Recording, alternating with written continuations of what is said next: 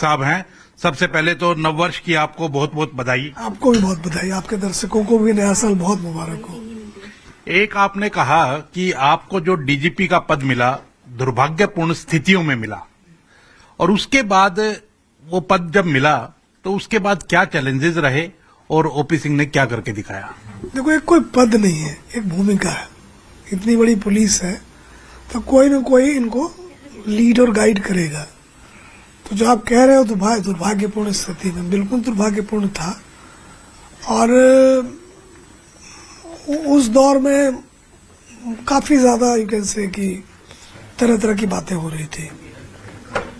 तो मुझे बड़ी खुशी है कि हम वहां से आगे बढ़े हैं, और जो दोनों परिवार जिनकी क्षति हुई थी उनके परिवार भी लगे हुए हैं किसी तरह से रेकू करने में।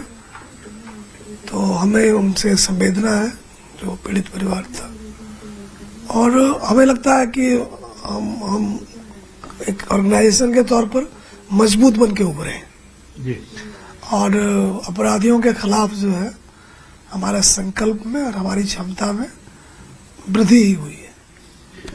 जब दोनों इंसिडेंट हुए तो कहीं ना कहीं पुलिस का मनोबल कुछ डाउन आया, क्योंकि जिस तरह के आरोप लगे, जिस तरह की बातें निकल करके सामने आई, क्या लगता है कि ओपी सिंह उसको बूस्टअप करने में सफल हुए? मैं नहीं मानता कि मनोबल डाउन हुआ था, मुझे नहीं लगा कभी भी।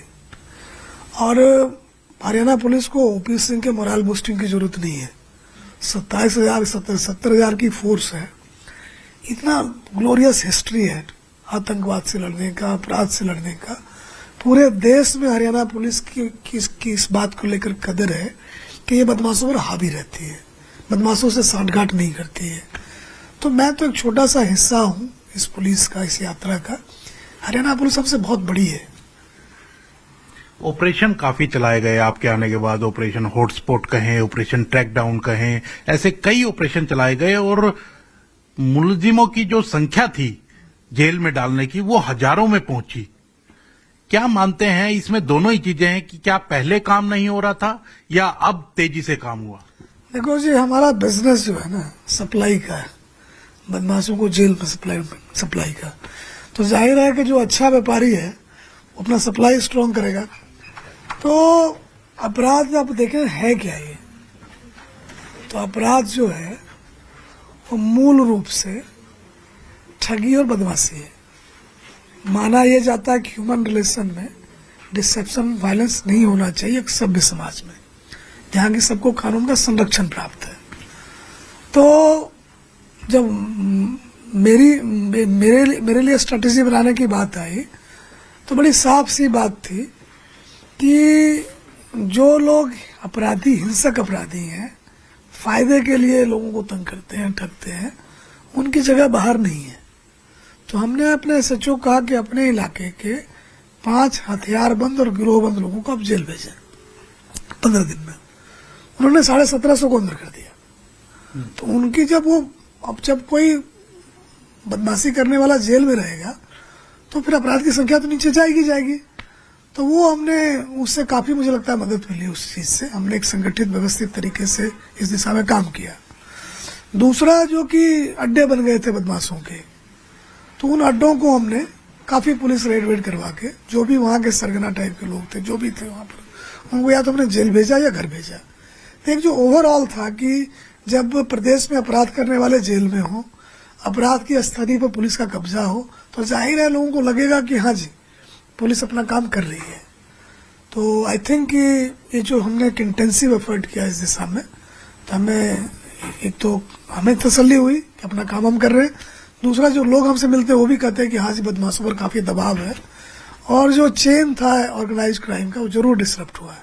कहीं ना कहीं उसमें आंकड़ों में भी कहीं ना कहीं घटोतरी हुई कि जिस तरह से 2 महीने के अंदर, कार्यकाल के अंदर जो काम हुआ, तो 2025 के आंकड़े और 2024 के आंकड़ों की अगर बात करें तो कुछ कमी आई क्राइम के अंदर? देखिए, पुलिस ने सालों भर मेहनत की, रोज का काम है।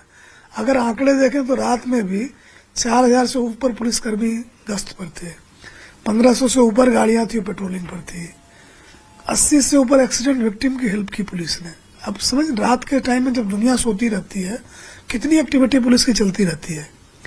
तो ये सालों भर के एफर्ट का परिणाम है कि क्राइम अगेंस्ट पर्सन, मानव विरुद्ध अपराध और संपत्ति विरुद्ध अपराध, महिला विरुद्ध अपराध और जो आपका शेड्यूल कास्ट जो अनुसूचित अपराध, उसमें भी कमी आई है पिछले साल की। लेकिन इस कमी को लेकर हम बहुत ही शोर नहीं मचाते कि हाँ आपने कम कर दिया। हम सीखते हैं ये क्यों कम हुआ। उसी तरह से आर्म्स एक्ट में हथियार पकड़े गए, गोलियां पकड़ी गई पिछले साल से ज्यादा। एनडीपीएस एक्ट में ज्यादा ड्रग पकड़े गए, स्मगलर पकड़े गए। तो इसमें लर्निंग यही है कि आपको अपराधियों की पहचान होनी चाहिए कि कौन अपराधी हैं और उनके खिलाफ आप कोऑर्डिनेटेड तरीके से, संगठित तरीके से लगातार लगे रहे। तो जितना आप लगे रहेंगे उतनी उनके लिए मुश्किलें बढ़ेंगी, उनके लिए ऑपरेट करना मुश्किल होगा। दूसरा जो चांस ऑफेंस है कि अचानक झगड़ा हो गया, तो उसमें फटाफट मुलजिम को पकड़ के जेल भेजना, जिससे कि आगे कोई इस तरह की बात हो तो लोग हिंसक ना हो। और कोई जैसे दुश्मनियां चल रही है तो वहां बीच बिचाव करना। तो ये सारी जो चीजें हैं, अब जैसे आप साइबर क्राइम की बात करेंगे कि ऑनलाइन ज्यादा ट्रांजैक्शन हो रहा है, ई कॉमर्स ज्यादा हो रहा है, वहां सारे ठग बदमाश पहुंच गए हैं। तो वहां कैपेसिटी बिल्डिंग करना, टेक्नोलॉजी काइंड ऑफ की क्रिमिनल्स काफी यूज करते हैं। इधर भी काफी टेक्नोलॉजी आ गई जिससे क्रिमिनल को पकड़ने में मदद मिलती है, तो उस पर जोर देना। तो जो ये लर्निंग हमारी है, ये कि importance of CCTV, digital forensics, DNA forensics, उसकी बात, ज्यादातर संख्या में सड़कों पर रहना, मुलजिम जिधर से आ रहे हैं उधर जाना, ये हमारी लर्निंग है।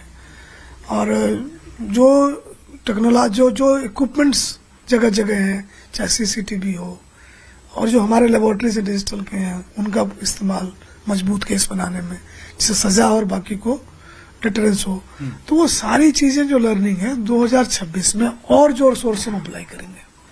और मुझे पूरा विश्वास है कि आने वाले साल में अपराधियों के लिए मुश्किलें बढ़ेंगी और आम लोगों को लगेगा कि हाँ, मतलब घटनाएं तो तब भी होंगी इक्का दुक्का, लेकिन पुलिस अपनी तरफ से कोई कसर नहीं छोड़ रही है।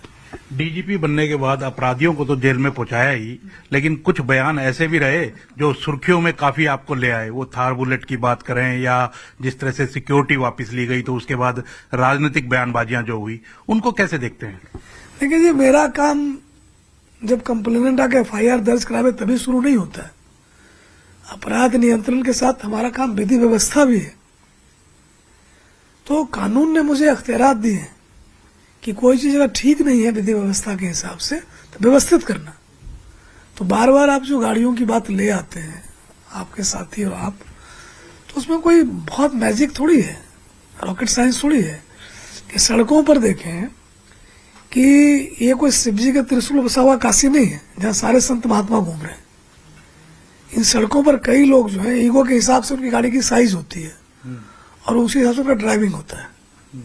तो अगर मैंने ये कहा कि जो बड़ा ईगो लेके, बड़ी गाड़ी लेके सड़कों को अपनी जागीर समझते हैं, ये गलत बात है, ऐसा नहीं करना। तुमने क्या गलत कहा? हम बिल्कुल स्टैंड बाय करते हैं। सड़क है ए से बी जाने के लिए, दादागिरी दिखाने के लिए नहीं, दूसरों को तंग करने के लिए नहीं। अगर आप ऐसा करेंगे आप कानून तोड़ रहे हैं। और हमारा अधिकार क्षेत्र चेतावनी से लेके जेल भेजने तक का है, बिल्कुल, तो हम उसका पूरा इस्तेमाल करेंगे।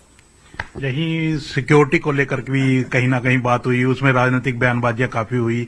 और क्या मानते हैं, उसमें सिंगर्स भी थे, उसमें पॉलिटिशियंस भी थे, क्या कहेंगे? देखिए, ये जो एक्सटॉर्शन और जो कहते हैं कि रैंसम, ये बहुत बड़ा रैकेट है। अपराध ये कम है, रैकेट ये बड़ा है। आप देखें कि 1000 के मैंने पिछले 8 महीने के आंकड़ा देखें, 9 महीने का आंकड़ा देखें, जो भी देखें, 800-900 के आसपास मर्डर हुए। उस मर्डर में मोस्टली चांस फाइट है, इस तरह का है कि सडनली छोटी मोटी झगड़ा हुआ और मार दिया लोगों ने, उसका जिक्र नहीं होता। तो क्यों?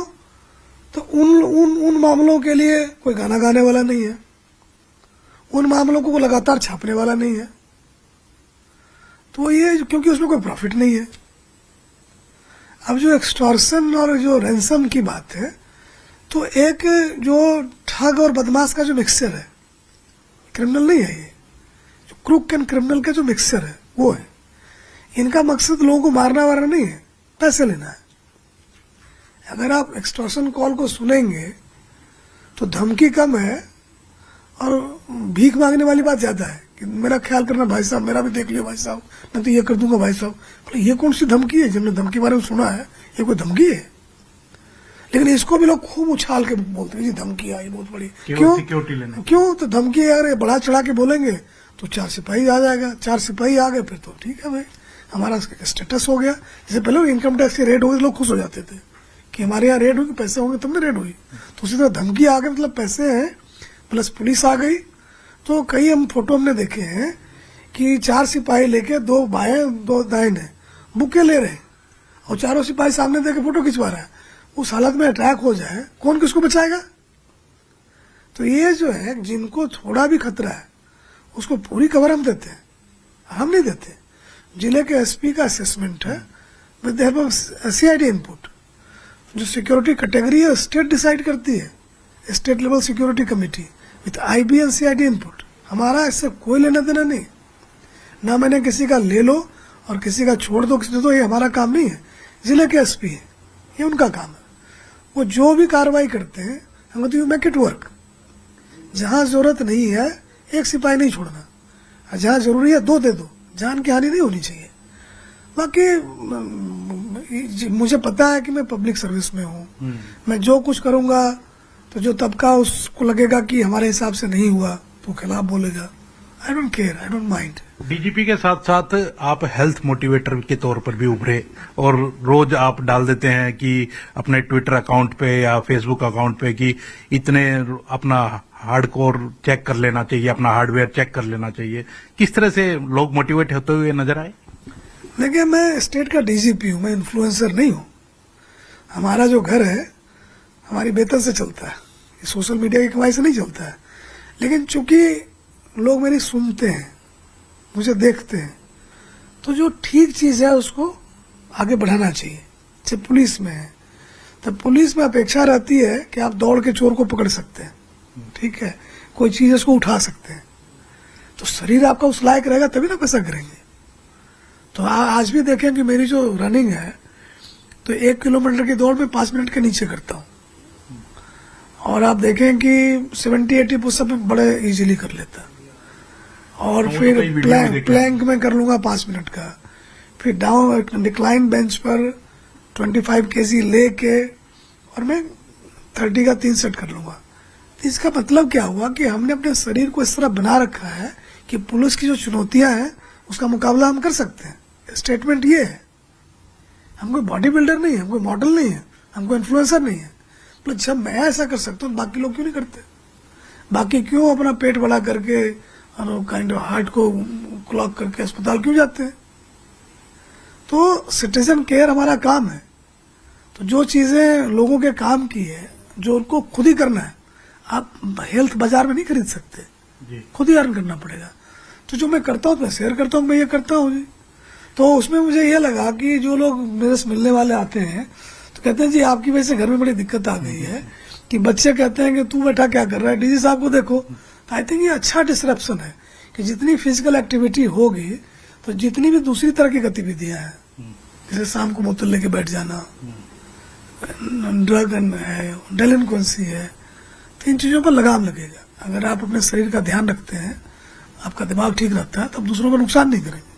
2025 खत्म हो रहा है, लेकिन उसके साथ ही कहीं ना कहीं रिटायरमेंट का भी समय आ रहा है। लेकिन एक सोशल मीडिया पर एक बड़े चल रहा है कि ओपी सिंह को समय देना चाहिए, सरकार को और समय देना चाहिए, हरियाणा को सुधार दिया है। वो पूरी जो चर्चा चल रही है उसको कैसे देखते हैं आप कि और जो समय मिलेगा तो कहीं ना कहीं हरियाणा के अंदर क्रांति आ जाएगी? कैसे देखते हैं आप?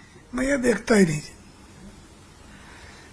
जब 1991 एग्जाम में 92 में मैं सर्विस में आया था तो ये पता था कि 31 दिसंबर 2025 को इस ट्रेन का मेरा स्टॉप आएगा, मुझे यहाँ उतरना है। साधारण स्थिति में यही होनी है, असाधारण का हमें नहीं पता। तो जैसे एक ट्रेन आती है ना, जो पैसेंजर होता है ट्रेन का, सिग्नल क्रॉस हो गया जी, तो अपना सूटकेस ले गेट पर वो खड़ा हो जाता है।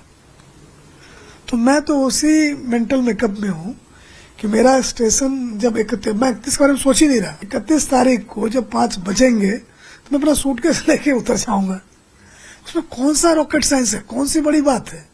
बाकी और जो बातें हो रही है लोगों की बातें हैं, तो मैं उधर ध्यान नहीं देता। मैं उस पर टीका टिप्पणी भी करना पसंद नहीं करूंगा।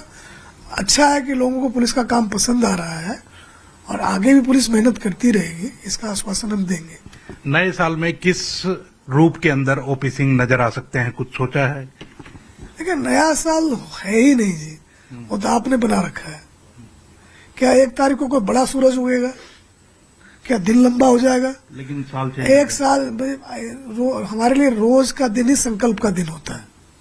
जब सवेरे उठते हैं तो आपने मेरा ट्विटर अकाउंट नहीं देखा कि अगला लक्ष्य अमन चैन 24 घंटे, 24 घंटे।